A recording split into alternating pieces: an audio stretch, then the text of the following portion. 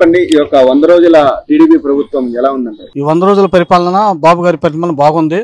ప్రజలకి ఆయన చెప్పినంత వరకు ఈ పెన్షన్ కానీ, మెగా డిఎస్ కానీ, అన్నా క్యాంటీన్ కానీ ఈ 3 కార్యక్రమాలు అమలు చేశాడు. ప్రజలుగా మేము దాన్ని అప్రిషియేట్ చేస్తున్నాం. ఇంకా 3 పథకాలు చెప్పున్నాడు. పథకాలు కూడా వనరులు సమకూర్చుకుని తొందరలోనే దీపావళి నుంచి కూడా అమలు చేస్తారని చంద్రబాబు గారు చెప్తున్నారు. కాబట్టి అమలు చేస్తాడు. ఇప్పటి వరకు అయితే అన్ని సక్రమంగానే ఉన్నాయి. పైగా ఏంటంటే జగన్మోహన్ రెడ్డి వ్యవస్థల్ని ధ్వంసం చేసిపోన్నాడు. కాబట్టి ఈ వ్యవస్థలను సక్రమంగా తీసుకొచ్చుకునే దానికి కొంచెం టైం పడుతుంది.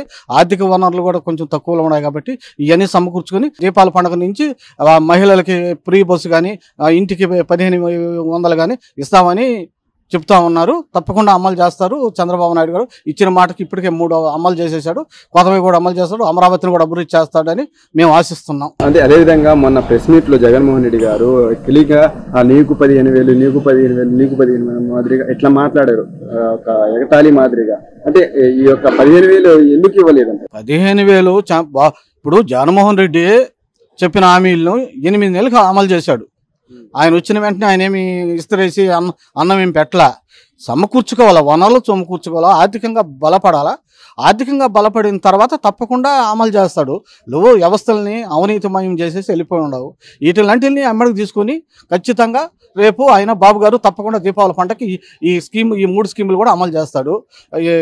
తప్పకుండా ఆయన పరిపాలన బాగుంటుందని మేము ఆశిస్తున్నాం. ఇప్పటివరకు మీకు ఏం పథకాలు అయ్యాయి మీకు టీడీపీ ప్రభుత్వం? ఇప్పటి వరకు మెగా డిఎస్సి చెప్పాడు, మెగా డిఎస్సి చేశారు. అదేవిధంగా పెన్షను 4,000 రూపాయలు పెన్షన్ని 6,000 రూపాయలు చెప్పిన దాని కాడి నుంచి 6,000 రూపాయలు ఇచ్చాడు. ఇప్పుడు అదేవిధంగా అన్నా క్యాంటీన్లు అమలు చేస్తున్నాడు. ఈ లోపల నా దురదృష్టమో లేకుంటే ఏమిటో ఈ లోపల అక్కడ ఫ్లడ్స్ వరదలు వచ్చిన దానివల్ల ఆ వరదల్లో ఉన్నాడు. ఆ వరదల నుంచి ప్రజలను బయట తీసేసుకున్న తర్వాత తప్పకుండా ఈ 3 అమలు చేస్తాడు. బాబు గారు తప్పకుండా చేస్తాడని మేము ఆశిస్తున్నాం ప్రజలుగా. టీడీపీ ప్రభుత్వం వచ్చి 100 రోజులు అవుతుంది. అది ఈ ప్రభుత్వం ఎలా ఉందంటారు? ఈ రోజు మటుకు ప్రభుత్వం 100 రోజుల పరిపాలన సూపర్ గా ఉంది. అడ్మినిస్ట్రేషన్ బాగా నడుపుతున్నారు. ఇప్పుడు ప్రజెంట్ ఇవన్నీ కూడా కాలక్రమేణా ఇంకా కూడా మెరుగైనటువంటి పరిపాలన తీసుకొస్తారని మా ఉద్దేశం ప్రధానంగా. ఎందుకంటే రాష్ట్రం ఆర్థిక పరిస్థితుల ఇబ్బందుల్లో వదిలిపోయాడు జగన్మోహన్ రెడ్డి. దాన్ని చాలా వరకు సహపెడుతున్నాడు ఆయన చంద్రబాబు నాయుడు గారు. అందుకని మొన్న వరదలు వచ్చినప్పుడు కూడా మేము చూసాము. అసలు అట్లా ఏ ముఖ్యమంత్రి చేయరండి, బ్రహ్మాండంగా చేశాడు. ఈ రోజు 25,000 రూపాయలు కుటుంబానికి కూడా వాళ్ళకి అందించేటువంటి పరిస్థితి వస్తూ ఉంది. మేము చాలా సంతోషిస్తున్నాము. ఇంకా మెరుగైనటువంటి పథకాలు కూడా ఇచ్చి ఆయన సూపర్ 6 పెట్టారండి. అవి కూడా ఇస్తానని చెప్తున్నాడు ఆయన. అవి కూడా అంటే కనీసం ఒక 6 నెలలైనా ఉండాలి కదా ఈ ప్రభుత్వము. వాళ్ళకి అవకాశం మనం ఇవ్వాలి కదా, ఇస్తే కదా సంక్షేమం ఇవ్వడానికి అవకాశం ఉంటుంది. అదే మేము జగన్మోహన్ ప్రభుత్వం కూడా అడుగుతున్నాం. మేము గతంలో ముస్లిమ్స్కి పెళ్లిళ్ళు చేసుకుంటే వాళ్ళకి డబ్బులు ఇచ్చేవాళ్ళు 50,000 రూపాయలు అంతకుముందు తెలుగుదేశం ప్రభుత్వం ఇచ్చింది. ఆయన అసలు ఎత్తేసాడు, దాన్ని ఇవ్వడం మానేశాడు. కొన్ని సంక్షేమం ఎత్తిపడి పడేశాడు. అన్నా క్యాంటీన్లు ఈరోజు అన్నా క్యాంటీన్లు కూడా బాగా జరుగుతున్నాయండి. ఆ ప్రభుత్వంలో ఏదో అన్నా క్యాంటీన్ పెట్టిన సందర్భాలు కూడా ఏం లేవు. వరదలు వచ్చినప్పుడు సహాయం చేసిన పరిస్థితి లేదు. ఏమి లేకుండా మొక్కలు మూలపడేశాడు. అదేవిధంగా రాష్ట్ర అభివృద్ధిని మూలపడేశాడు. ఈ రోజు అంతో ఎంతో ప్రభుత్వం జాగ్రత్తగా చేసుకోవస్తుంది. ఈ మధ్య మద్యం పాలసీ కూడా తీసుకొచ్చారు.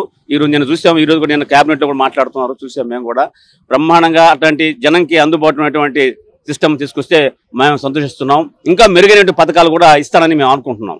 అంటే వైసీపీ ప్రభుత్వం రాగానే నవరత్నాల పథకాలు అమలు చేసింది. అయితే టీడీపీ ప్రభుత్వం సూపర్ 6 చెప్పి ఇప్పటికీ అమలు చేయలేకపోతుంది. అసలు ఏంటి ఏమండి? ఒకటండి, ఆయన సూపర్ 6 పథకాలు అని చెప్పాడు. ఇప్పుడు ఈరోజు పేపర్లో కూడా వేస్తున్నాను, నేను చూశాను. నేను గ్యాస్ సిలిండర్ ఉచితం రేపు దీపావళి నుంచి స్టార్ట్ చేస్తానంటున్నారు. అదే సంక్షేమం దసరా నుంచి కొన్ని సంక్షేమాన్ని విడుదల చేస్తామని చెప్పారు. ఇప్పటికే ఆయన పెన్షన్ పెంచాడు. అదేవిధంగా ల్యాండ్ టైటింగ్ యాక్టివ్ ఉన్నింది, ఆ యాక్టివ్ని కూడా రద్దు చేశాడు. అదేవిధంగా భూములకు సంబంధించినటువంటి విషయాలు కూడా జాగ్రత్తలు తీసుకున్నాడు ఆయన. రాజముద్రతో పాస్బుక్లు, రాజముద్ర అంటే ఆంధ్రప్రదేశ్ రాజముద్రతో పాస్బుక్లు కూడా ఇష్యూ చేస్తున్నాడు.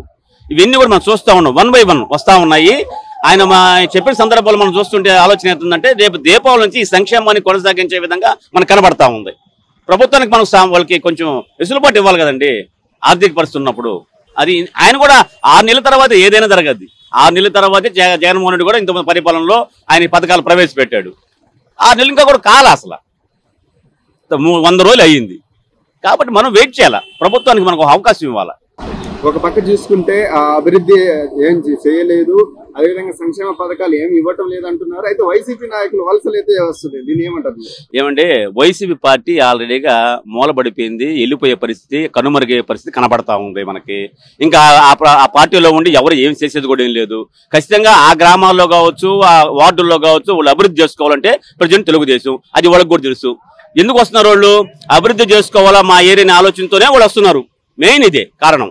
కానీ అభివృద్ధి చేస్తాడు చంద్రబాబు నాయుడు ఆలోచన ఆ కార్పొరేటర్లకు ఉంది, ఆ గ్రామాల నాయకులకి ఉంది. అందుకని వలస వస్తున్నారు. వాళ్ళ ప్రయోజనాలు కూడా ఉన్నాయి కదా. అక్కడ గ్రామంలో గెలిచారు కదా, వాళ్ళు పనులు చేయాలి కదా. ఈ మహానుభావుడు పనులు చేయలే కదా, ఇబ్బంది పడుతున్నారు.